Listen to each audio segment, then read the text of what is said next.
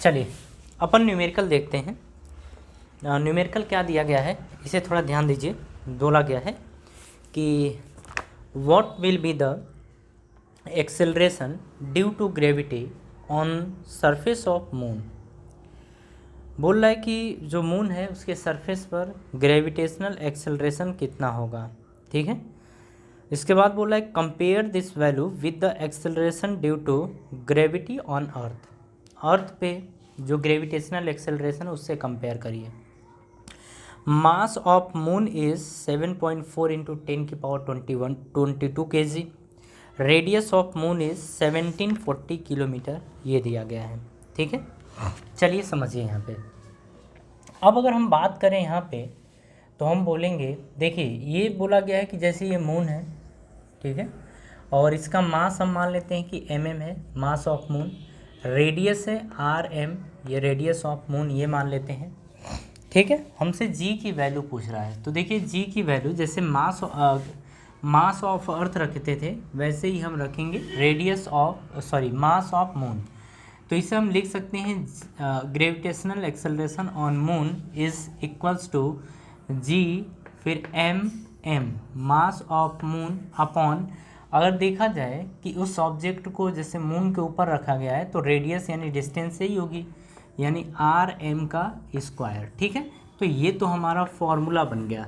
लेकिन अगर वैल्यूज़ की बात करें तो वैल्यू क्या दिया गया है, अब उसको देखिए। मास ऑफ मून जो दे रखा है वो आपका दे रखा है 7.4 इंटू 10⁻22 kg ये दिया गया है। ठीक है, रेडियस ऑफ मून की बात करें तो ये दिया गया है 1740 किलोमीटर। अच्छा, इसे हम लिख सकते हैं 1714 को अगर यहाँ पॉइंट लगा दिया जाए तो हम लिख सकते हैं 1.740 इंटू 10⁻3 अभी किलोमीटर है। लेकिन बेटा अगर किलोमीटर को मीटर में कन्वर्ट करते हैं तो 1000 से अपने को मल्टीप्लाई करना पड़ता है। तो 1.740 इंटू 10⁻3 ये तो किलोमीटर है। अगर मीटर में कन्वर्ट करेंगे तो 1000 से मल्टीप्लाई यानी 10⁻3 से, और ये आ जाएगा किलोमीटर। सॉरी ये किलोमीटर है। ठीक है, हाँ। अब देखिए इसे हम लिख सकते हैं 1.740 इंटू 10⁻3 और 3 6 यानी कि इतना मीटर ये आ जाएगा।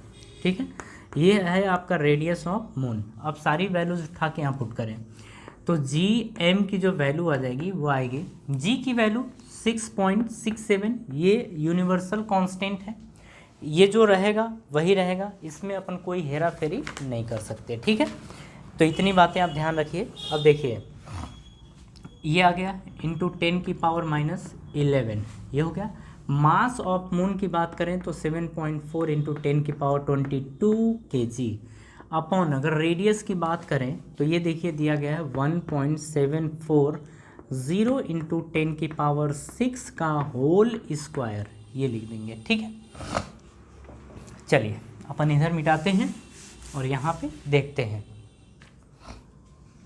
देखिए यहाँ पे अगर अब देखा जाए तो gm इज इक्वल्स टू आ जाएगा, ये आपका आ गया 6.67 ये आ गया, इंटू 7.4 ये आ गया, इंटू, अब देखो 10⁻−11 और 10⁻22 है तो लिख सकते हैं 10⁻22, ये प्लस में माइनस में है तो घटा देंगे तो ये बन गया। नीचे की बात करें तो ये 1.74, तो 1.74 इसे लिख सकते हैं, 0 अपन हटा सकते हैं, इतनी तो आपका कैलकुलेशन आता ही होगा।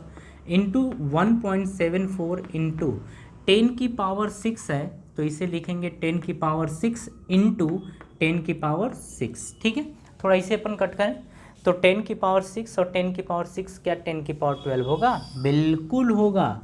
तो ये आ जाएगा, पावर ऐड होगी तो 10⁻12। अच्छा, इसको उठा के अगर ऊपर लेके जाएं तो ये प्लस में ऊपर जाएगा तो आ जाएगा माइनस में, तो यानी कि हम लिख सकते हैं -12 ऐसे। ठीक है, अगर पीछे वाला देखा होगा आपने कैलकुलेशन तो उसमें ऐसे ही कुछ था। g की वैल्यू, gm की वैल्यू की बात करें, अब देखिए इससे कट करेंगे तो 17 चौक को 68, ये लगभग 4 के आसपास जाएगा। इसको भी कट करेंगे तो लगभग अगर इसकी बात करें 7.4 की तो ये चला जाएगा आपका लगभग 3 के आसपास जाएगा, 15 चौक को 60 नहीं 4 के आसपास जाएगा, 4 4.5 यानी कि 4.2 ऐसे अप्रोक्सीमेट में काटेंगे, ज़्यादा 3-5 यहाँ पे नहीं करनी है अपने को, ठीक है। 4 चौक को 16, 17 चौक को 68, 4 चौक को 16 यानी कि 1.63, हाँ ठीक है, ऐसा ही कुछ आएगा, 4 दूनी 8, ठीक है, सही है। तो अगर देखा जाए तो ये देखो 4 चौक को 4 दूनी 8 ये हो गया, 4 चौक को 16 ये हो गया, ठीक है। 1 पे 0 है, 1 पे पॉइंट है तो यहाँ पे रखेंगे अपन पॉइंट, ठीक है, ये हो गया। अब देखिए आगे की बात करें तो यहाँ पे ये आएगा इंटू 11 और 12 कितना होगा 23 और ये 22 है, तो 22 में से अगर 23 घटाएंगे तो ये बचेगा -1 और -1 का मतलब 10 की पावर -1 ये बन गया, ठीक है। अब 10 की पावर -1 का क्या मतलब होता है, 10 की पावर -1 का मतलब होता है 1/10, ठीक है। तो GM की जो वैल्यू आ जाएगी वो आएगी 16.8 अपॉन में 10 ये आ जाएगा। इसे जब डिवाइड करेंगे तो ये 1.68 आएगा, ठीक है, इतना मीटर पर सेकेंड का स्क्वायर। ये थोड़ा सा इधर उधर हुआ है, ये 63 आना था, मतलब ये 1.63 आना था, लेकिन कोई नहीं, अपन एग्जैक्ट वैसे भी कट नहीं कर सकते, थोड़ा बहुत चल जाता है, ठीक है। एग्जामिनर भी इस चीज़ को जानते हैं कि इस तरीके से होता है। अब देखिए अगर हम बात करें हम कि ये तो ग्रेविटेशनल एक्सेलरेशन था ऑन मून, अगर हम बात करें ग्रेविटेशनल एक्सेलरेशन ऑन अर्थ तो ये 9.8 होता है, ठीक है। अब दोनों में कंपेयर करना है, दोनों में तुलना करना है, तो दोनों को क्या करें GM/GE कर सकते हैं, ठीक है, GM/GE कर सकते हैं, ये आ जाएगा। अब देखिए तो GM के प्लेस पे यानी कि अगर इसको मान लिया जाए फर्स्ट और इसको मान लिया जाए सेकेंड, इधर गया इधर है, तो हम इसको लिख सकते हैं सेकेंड/फर्स्ट, ठीक है। सेकेंड/फर्स्ट अगर लिखें तो GM/GE इज इक्वल्स टू 1.68 तो 1.68/9.8 ये आ जाएगा, ठीक है। अब देखो जब इसको आप कट करेंगे, जब इसको आप कट करते हैं तो लगभग ये आपका आ जाता है, ये आएगा आपका 6 के आसपास, ठीक है। मतलब जब इससे काटेंगे तो लगभग 6 के आसपास आ जाता है। अब यहाँ पे हाँ चलिए ठीक है, सब कुछ ठीक है, अब समझिएगा। अगर GM की बात करें तो GM/GE की जो वैल्यू आएगी वो कुछ आएगी 1/6 के बराबर, ठीक है। क्या करिए इसको यहाँ मल्टीप्लाई कर दीजिए, तो GM बराबर आ जाएगा 1/6 इंटू GE, तो इसे लिख सकते हैं GE/6। बात समझ में आ रही है। अच्छा इससे हमें क्या देखने को मिला, और देखिए ये प्रूफ है, एक तरीके से प्रूविंग मान लीजिए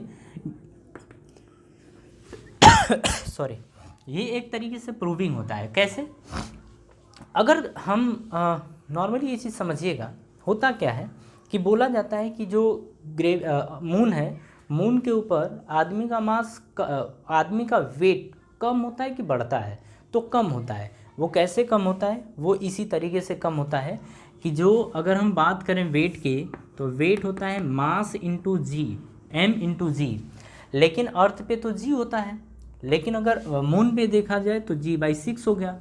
तो अगर इसका 60 होना था, mg की वैल्यू 60 होना था, तो अपॉन में ये आ जाएगा 10 और ये आ जाएगा मून पे, ठीक है। थोड़ा सा अभी इसको समझेंगे अपन, लेकिन हाँ आपको ध्यान क्या रखना है कि जो मून के ऊपर ग्रेविटेशनल एक्सेलरेशन होता है वो अर्थ के ऊपर ग्रेविटेशनल एक्सेलरेशन का 6th पार्ट होता है, ठीक है, ध्यान रहेगा।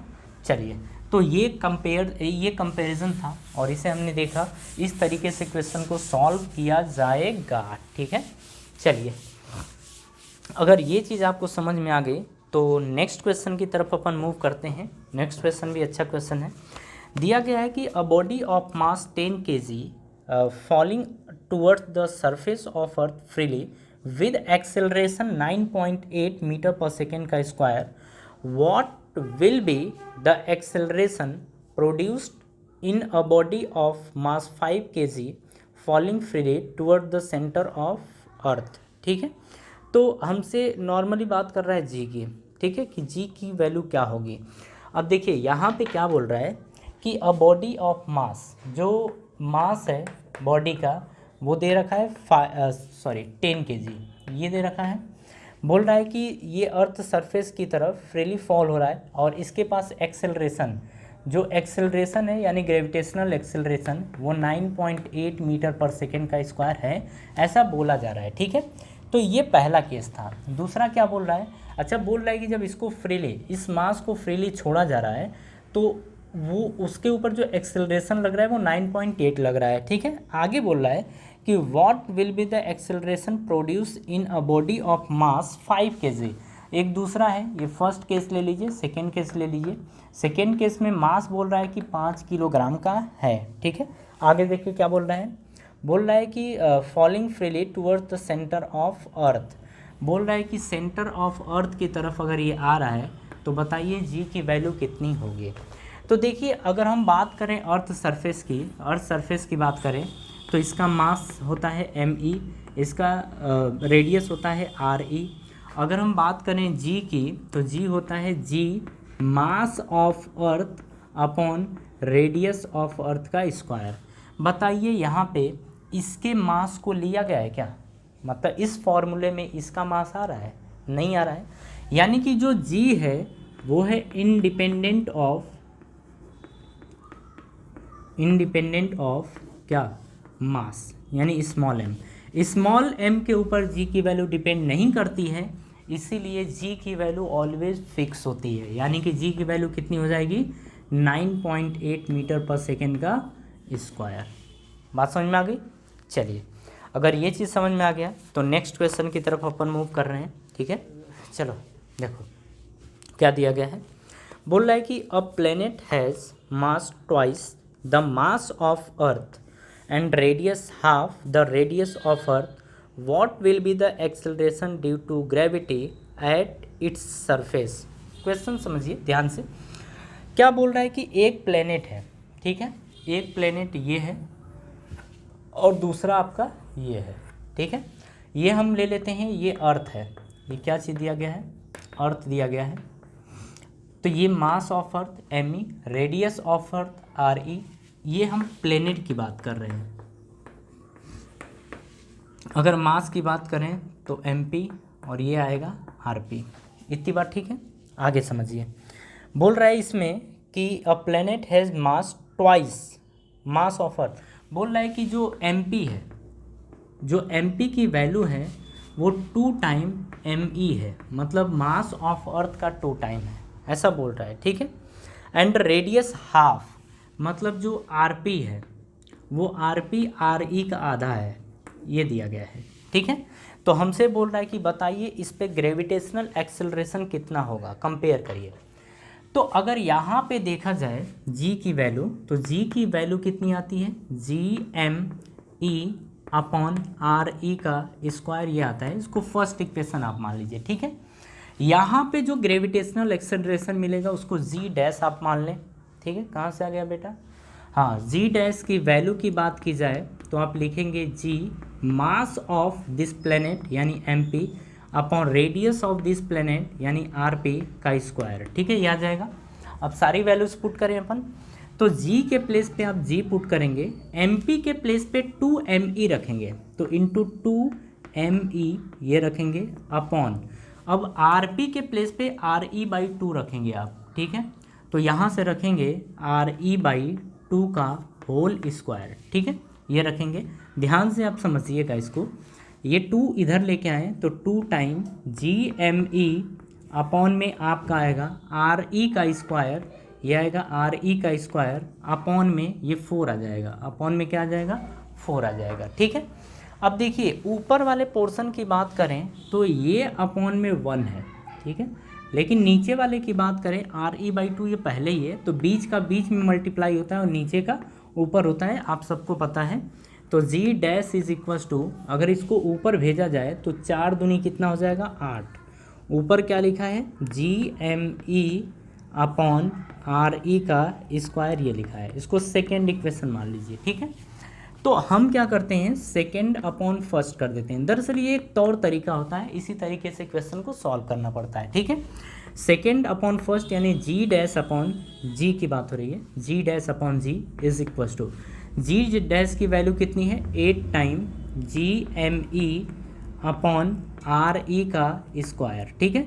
अब जी की वैल्यू कितनी है जी एम ई, तो ये लिखेंगे G M E upon R E का स्क्वायर, ये हो गया। देखिए ये चला जाएगा आपका ऊपर और ये आपका बीच में, ठीक है, ये हो जाएगा, ठीक। चलिए इस वाले पोर्शन को अपन हटा देते हैं, आप बस समझते चलिएगा कैसे क्या हो रहा है। ये जब ऊपर जाएगा तो ऊपर बनेगा 8 time G M E into R E का स्क्वायर, क्योंकि सबसे ऊपर आर ई से मल्टीप्लाई होगा तो आर ई का स्क्वायर अपॉन में बीच का बीच में मल्टीप्लाई होगा, ये लिखा है आर ई का स्क्वायर इंटू इसकी बात करें तो ये है जी एम ई, तो लिखेंगे जी एम ई, ठीक है। अब देखो आर ई के स्क्वायर से आर ई का स्क्वायर गया, एम ई से एम ई गया, जी से जी गया, तो आप एक्चुअल में क्या देख रहे हैं यहाँ पे कि जी डैश अपॉन जी, तो हम देख रहे हैं कि जी डैश अपॉन जी की जो वैल्यू है वो 8/1 के बराबर है, ठीक है। तो अगर जी डैश की बात की जाए, यही हमसे पूछा था, तो जी डैश इज इक्वल टू, ये डिवाइड में इधर आएगा तो मल्टीप्लाई में हो जाएगा, तो लिखेंगे 8 टाइम जी। तो कुल मिला के आपको क्या देखने को मिला कि जो एक्सेलरेशन है वो 8 टाइम बढ़ जाएगा। अगर उस प्लेनेट का मास 2 गुना कर दें, अर्थ के मास का 2 गुना कर दें और रेडियस क्या कर दें आधा, तो जो ग्रेविटेशनल एक्सेलरेशन वहाँ पे मिलेगा उस प्लेनेट के ऊपर वो 8 time gravitational acceleration of earth हो जाएगा, ठीक है। बात समझ में आई? न्यूमेरिकल अच्छा था, कॉपी कर लीजिए इसको। चलिए नेक्स्ट क्वेश्चन समझते हैं क्या दिया गया है। बोल रहा है कि a star is at a distance equal to 4 time earth radius from the centre of earth, ठीक है। बोल रहा है कि एक स्टार है जो इस अर्थ से डिस्टेंस बहुत ज़्यादा दूरी पर है, और बहुत ज़्यादा दूरी का मतलब सेंटर से इसकी दूरी जो है वो 4 टाइम आर ई के बराबर है, ठीक है, ऐसा दिया गया है। ये स्टार है, ठीक है। अब बोल रहा है कि इस स्टार पर ग्रेविटेशनल एक्सेलरेशन कितना लगेगा। बोल रहा है कि जो इसका मास है वो मास ऑफ अर्थ के बराबर है, ठीक है, और इसका मास कितना है, इसका मास एम ई के बराबर होगा, ऐसा तो पता ही है। अब हमसे पूछ रहा है कि इसके ऊपर जी कितना काम करेगा, इसके ऊपर जी कितना काम करेगा, तो हम लिखते क्या हैं, हम लिखते हैं जी इज़ इक्वल्स टू, ठीक है, जी इज़ इक्वल्स टू, इसके बाद हम लिखते हैं जी मास ऑफ अर्थ, यानी जिसके द्वारा लगाया जा रहा है, अपॉन दोनों के बीच की डिस्टेंस 4 टाइम आर ई के बराबर है, तो 4 टाइम आर ई का स्क्वायर, ये हो जाएगा, ठीक है। अब यहाँ पे समझिएगा इसको जी डैश मान लेंगे, ठीक है, इसको जी डैश मान लेंगे क्योंकि कंपेयर अपने को करना है। अब तो ठीक है कि जी एम ई, सॉरी ये 4 टाइम आर ई का स्क्वायर ये हो जाएगा, जी एम ई अपॉन, अगर स्क्वायर हटाएंगे तो ये 16 टाइम आर ई का स्क्वायर आ जाएगा, ठीक है। लेकिन हाँ, अगर देखा जा रहा है कि इस स्टार के ऊपर कितना ग्रेविटेशनल एक्सेलरेशन लग रहा है, तो अर्थ के ग्रेविटेशनल एक्सेलरेशन के कितने टाइम लग रहा है ये हमसे पूछ रहा है। तो जी इज़ इक्वल्स टू क्या होता था, G M E upon R E का स्क्वायर, यही तो होता था। इसको आप सेकेंड इक्वेशन चाहें तो मान लीजिए, इसको फर्स्ट इक्वेशन मान लीजिए। देखिए ये तरीका एक होता है, हालांकि हम बाद में भले लिखे हैं, लेकिन हाँ यही है, आप लिखेंगे सेकेंड अपॉन फर्स्ट, ठीक है। तो सेकेंड क्या है, जी डैश अपॉन फर्स्ट यानी G is equals to, ji dash की वैल्यू है G M E upon 16 time R E का स्क्वायर, अपॉन में इस जी की बात करें तो जी एम ई, ये लिखा है जी एम ई अपॉन में आर ई का स्क्वायर, यानी आर ई का स्क्वायर ये लिखा है, ठीक है। अब देखिए बीच का बीच में, नीचे का ऊपर, तो जी डैश अपॉन जी की जो वैल्यू आ जाएगी ये ऊपर चला जाएगा, तो ये बचेगा G M E upon into R E का स्क्वायर, क्योंकि ये ऊपर जाएगा, ठीक है, ऊपर जाएगा, अपॉन में क्या आएगा, अपॉन में 16 टाइम आर ई का square into G M E, तो GME ये आ गया। GME से GME कैंसिल, RE के स्क्वायर से RE का स्क्वायर कैंसिल। यहाँ से देखिए क्या आ रहा है, ये देख रहे हैं G' की वैल्यू जो आ रही है 1/16 आ रही है, ठीक है। यहाँ पे इसको भेजिए, जब इसको भेजेंगे तो G' की जो वैल्यू आएगी G/16 के बराबर होगा।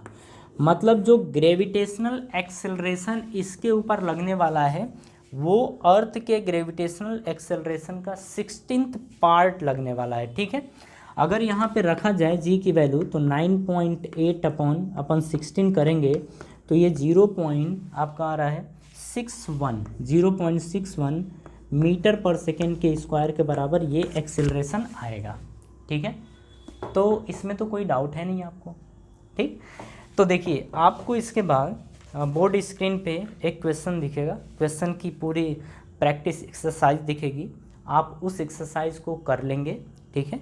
और इसके आगे हम नेक्स्ट जो लेक्चर हमारा होने वाला है उसमें हम पढ़ने वाले हैं मास के बारे में, फिर प्रॉपर्टी ऑफ मास देखेंगे, फिर हम बात करेंगे कि मास का मेज़रमेंट कैसे किया जाता है, फिर वेट क्या होता है, वेट के प्रॉपर्टी के बारे में पढ़ेंगे, ठीक है।